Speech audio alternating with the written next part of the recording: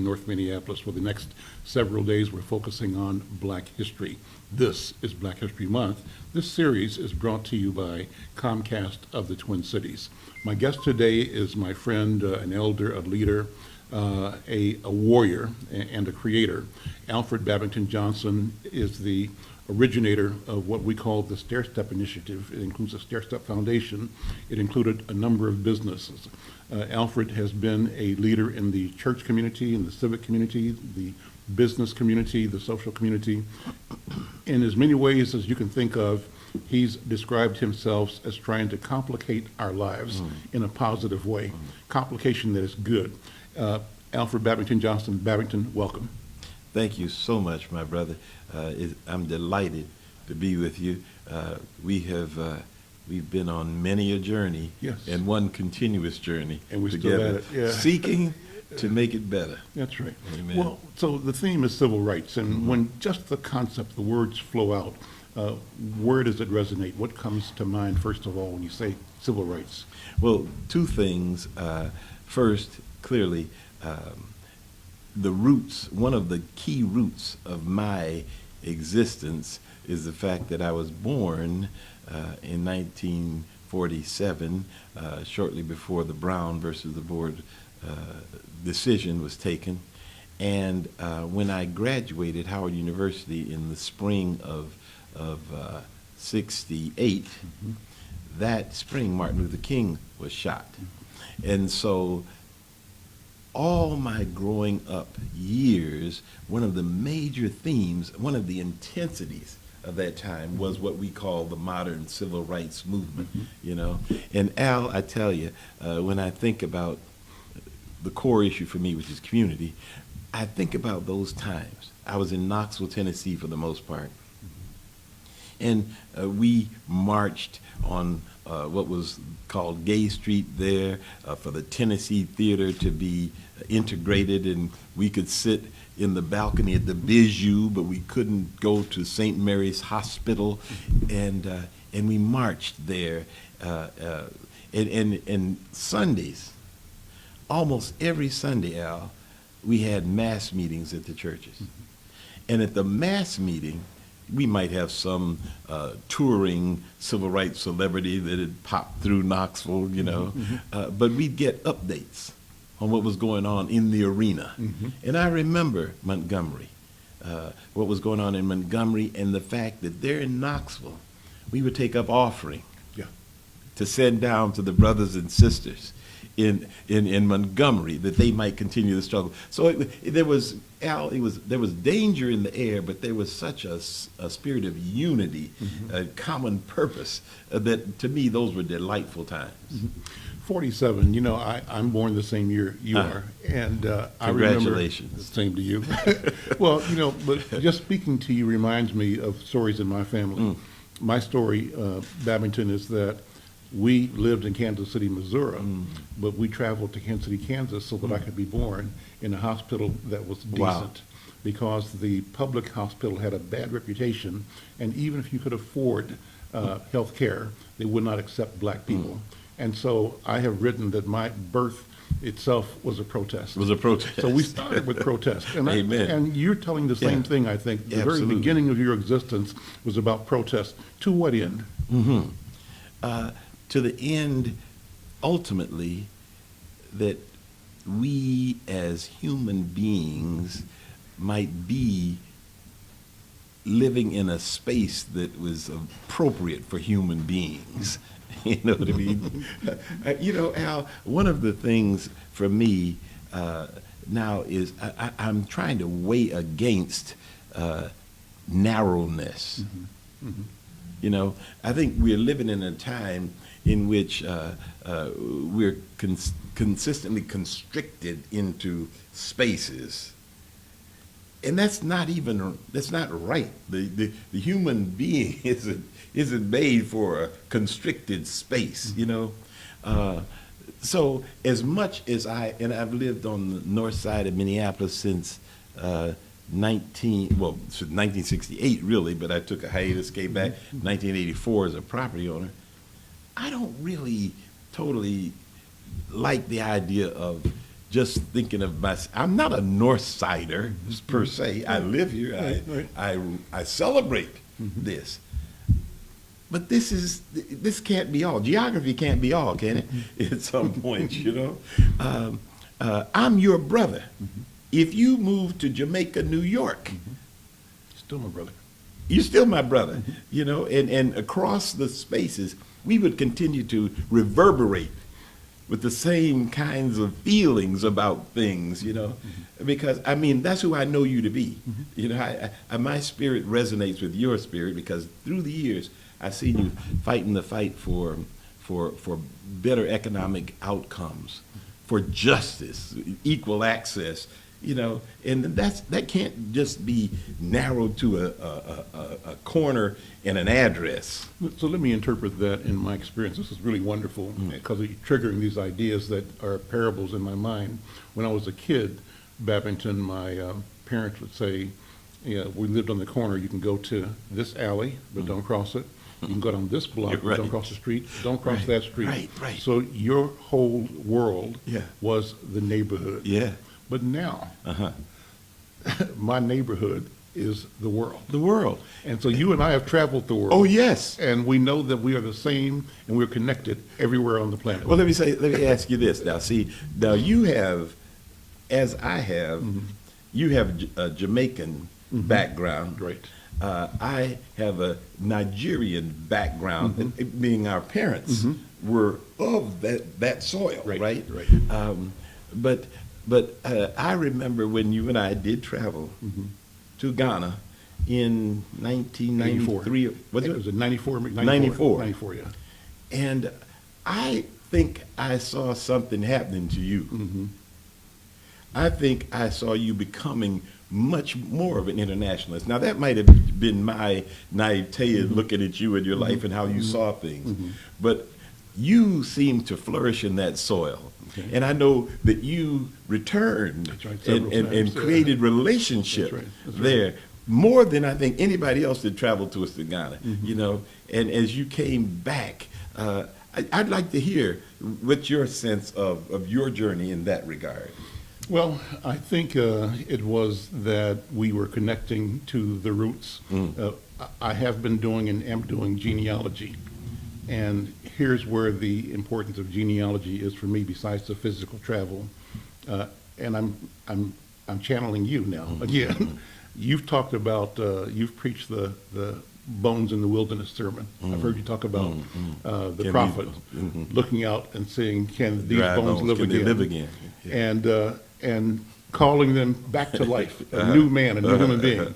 Well, DNA, from my point of view, genealogy, provides the tools, the science, to reconnect. Call the bones back together. To reconnect. and this is the word from Mahmoud al-Qadi. He waxed long and deep on the notion of remembering. And we casually say remembering is I forgot something. He said no. If it was dismembered, how do we remember? Oh, interesting. Build like it again. Yeah. Build it back. And so I think we're going to be building back the original. Yeah, amen. And that's happening. So this travel to Africa means that to me. Your analysis, your belief, your faith that these bones can live again means a lot to me. And I think we're pointed in the direction. Yeah. And that's the object, that's the purpose, that's the power that gives us the strength to be advocates, to be warriors for civil rights and human rights and beyond. Yeah. Amen. You know, I think about preaching in the African American community as an indicator of some other things, you know.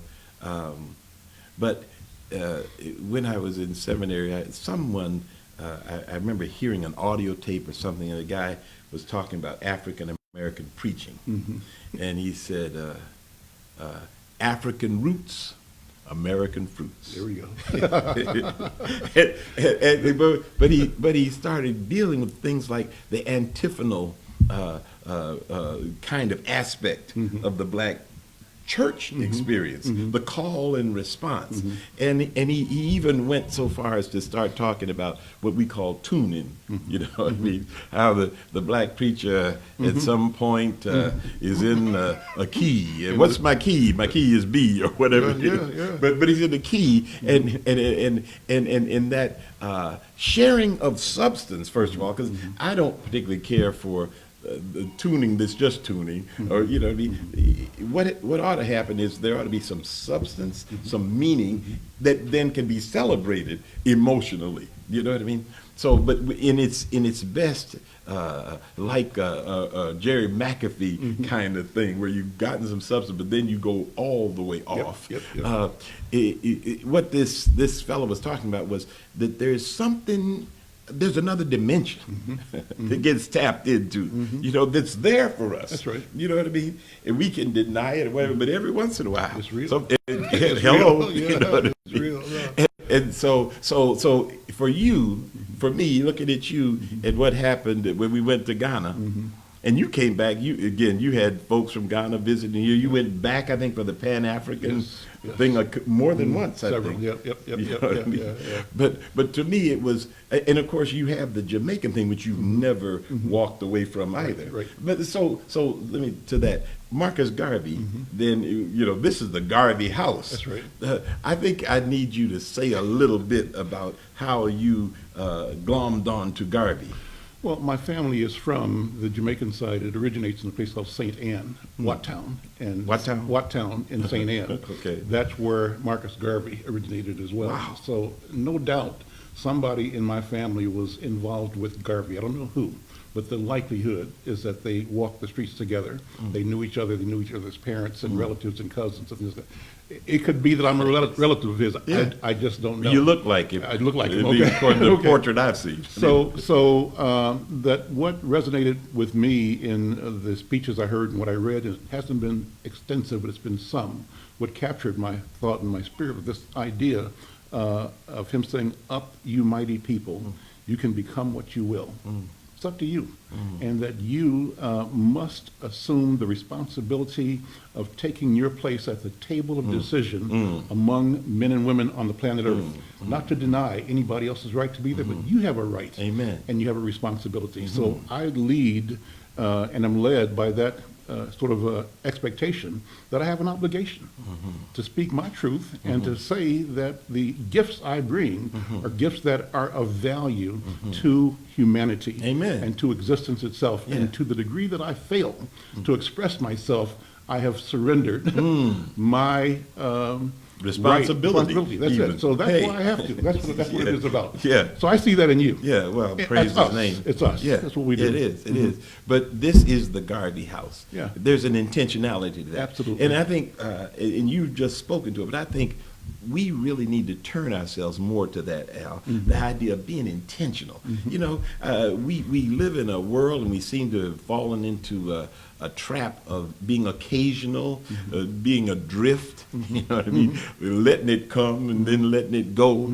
And we need individually and collectively to kind of refocus on a sense of purpose, connectedness, responsibility, to really go back to our values, you know, because we can live in this space and be overwhelmed by, I almost hate to call them values, but the interests and the conniptions and shenanigans of others all around us that are death dealing. You know what I mean? When our values are life bringing, you know what I mean? For us and for others. But we got to intentionally get to that piece, you know? We need confidence, and we need to believe that we have this assignment, and the assignment is for us. The assignment's for us. It's our role. It's our purpose. And so you operate, you wake up, and if you're breathing, you're in the deal. That's right. That's and it. so the us Yeah. has to really ultimately be a universal us. Absolutely. You know, Absolutely. but charity, according to the scriptures, starts at home and spreads abroad. That's right. So it is not at all out of order for us as black people to recognize that we're sitting at the bottom of all these disparities And so we ought to intentionally tend to ourselves, That's right. that we sit in equal status That's right. at the table with anybody. That's right. We're not trying to do away with anybody, but all of us have a right to life, liberty, That's right. perhaps the pursuit of happiness. Happiness as well. So you've been pushing our people to understand entrepreneurship, and it's not for the sake of business, business sake, but Okay. for community building. Okay. And you talk about business and entrepreneurship as one of the Yeah. tools, Yes. one of the techniques Yes. to create Okay. relationships that work, that feed us, Yes. that heal us, that allow Yes, us to yes. grow and develop individually and collectively. Yes. And you've done some things. You've done magnificent things, Brother Babington, that I think have not been spoken enough about of late, but they must be. Well, thank you, but thank you for raising the notion of economics, because I do want to say something about that, and it is what you've already said, but I want to, it's so nice, I want to do it twice. Okay, so every vehicle needs fuel, right? People need food. I mean, you need sustenance to be able to go and do. If it ends up that you start thinking that the food or the fuel is all it's about, then you get warped, and we're living in a society in which that tends to be the case. And so money is just for purposes. It's a tool. It's a tool. Simple, yeah. And so we must not get it distorted. So I talk about economic development. I say it's critical, but it must never be the lead dog on the sled. Because if economics becomes the lead dog on the sled, then it drives you to places that you really don't ultimately want to go. Right.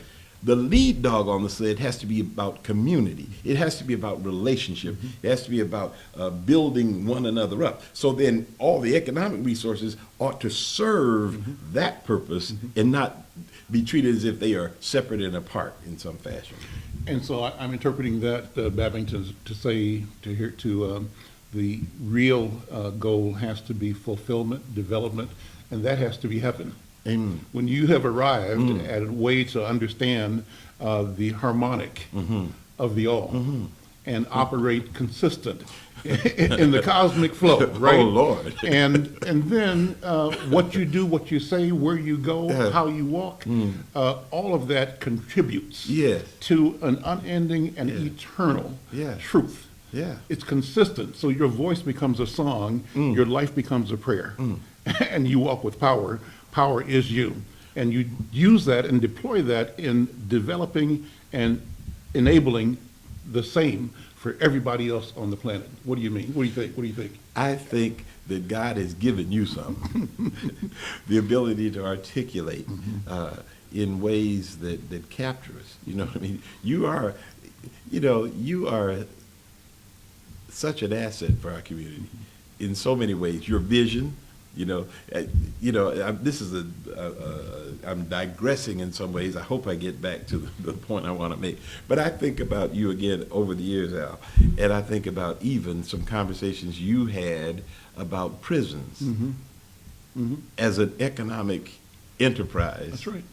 And the fact that if we are, as a people, all up in there, why aren't we also experiencing some of the benefit of that economically? Jobs, police, Right. judges, Right. counselors, people selling goods and services, Right. sheets, laundry Yeah, services, landscaping services, the steel to build the buildings, Right. the buildings in our neighborhood, the tax Right. revenue, all that. All that. Why shouldn't we be involved in the entire Right. economy Right. of justice? Right. Yeah. And so that's a statement about a much bigger thing, which is your message, which is the economic enterprise of our lives.